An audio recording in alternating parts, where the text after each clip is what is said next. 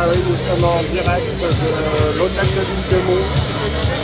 Comme vous pouvez le voir, beaucoup de monde à cette manifestation contre la réforme des retraites et le 49.3.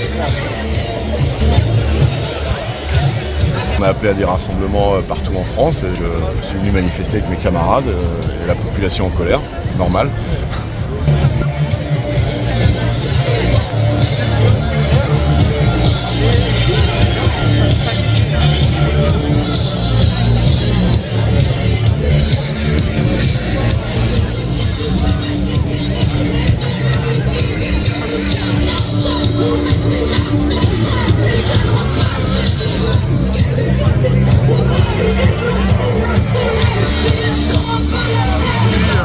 C'est une manifestation contre la réforme des retraites, contre le 49.3 du gouvernement qui a décidé de passer en force sur une réforme des retraites qui est injuste et qui en plus de ça n'est pas forcément nécessaire.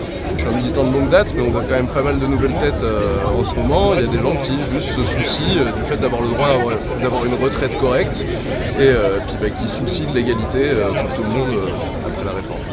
On a des tas d'entreprises qui n'ont jamais connu de grève et qui sont dans le mouvement aujourd'hui.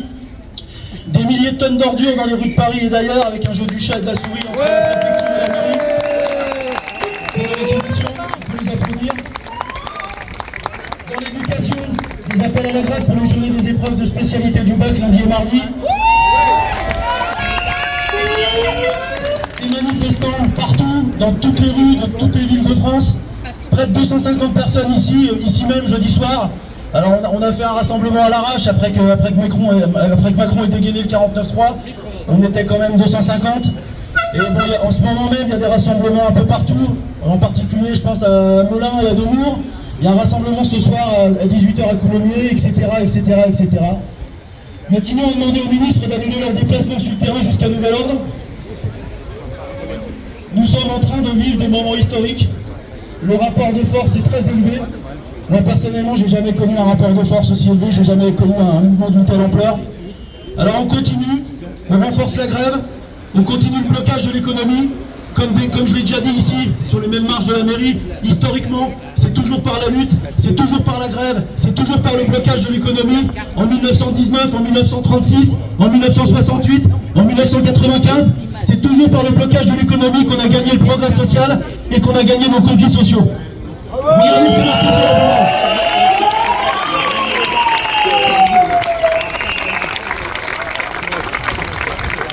La régression sociale ne se négocie pas, elle se combat. Alors on n'a pas le choix aujourd'hui, on ne peut pas travailler plus longtemps pour gagner moins. Donc sa retraite à 64 ans, c'est 43 années de cotisation, c'est toujours non, on ne lâchera rien, même après le 49.3, et on les fera céder jusqu'au retrait, plus nombreux, plus forts et tous ensemble.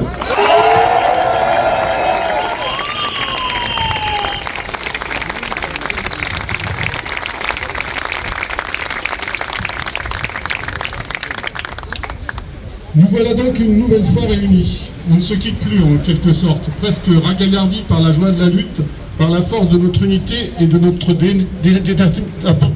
détermination sans faille à obtenir le retrait de cette réforme scélérate.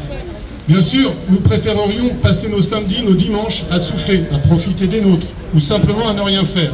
Mais l'enjeu est de taille. Cette loi d'injustice que le gouvernement, enfin surtout qu'Emmanuel Macron, acteur principal, scénariste, impresario de ces 3 mois de suspense, cette loi donc que le président a décidé d'imposer d'un nouveau coup de 49.3, cette loi à peine portée sur les fonds baptismaux d'une assemblée muselée, cette loi-là n'a jamais été aussi prête de se casser la gueule.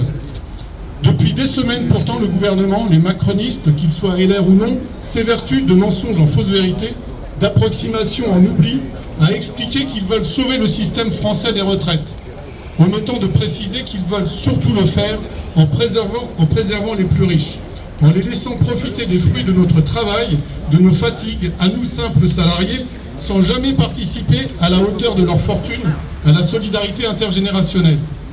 Mais il faut le comprendre, Alain Ollivier, lui ne fait pas encore partie des 20 millionnaires du gouvernement. Avec la démonstration de sa félonie, pas de doute que Bernard Arnault, le mentor d'Emmanuel Macron, lui offrira très bientôt la possibilité de marcher au club des riches qui nous gouvernent, ou à celui qui aspire à nous gouverner comme Marine Le Pen, ou l'autre multimillionnaire qui attend dans l'ombre de pouvoir tirer les marrons de notre feu sous le regard bienveillant de son milliardaire de tutelle, Vincent Bolloré. Alors camarades, chers amis, manifestants devenus des familiers de la déambulation meldoise, l'édifice vacille, le gouvernement chancelle, mettons-y la pichenette qu'il faut en remerciant la solidité de l'intersyndicale qui nous rappelle que nous sommes, nous, représentatifs, bien plus que quelques milliers de macronistes pratiquants. Usons de notre droit de grève, qui s'use que lorsque l'on ne s'en sert pas. Manifestons encore, organisons des AG, reconduisons la grève, partout où ce sera possible, reconduisons la grève pour reconduire ce gouvernement antisocial qui perd son sang-froid jusqu'à la porte de sortie. L'intersyndicale, elle est forte. Au niveau local, à Meaux, on est très fiers de ça. Elle est forte, elle est unie. Au niveau national, vous avez vu que Philippe est là. Alors, je vous promets, je vais essayer de récupérer le 06 de Laurent pour la prochaine fois. Je vous promets rien, mais je vais essayer. Après toutes les déclarations de Borne, de Véran, de Dussopt, nous sommes sidérés de voir que Macron a osé dégainer le 49.3.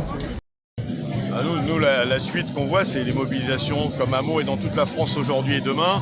Il faut que la mobilisation continue parce que nous, notre seul objectif, c'est le retrait de cette loi.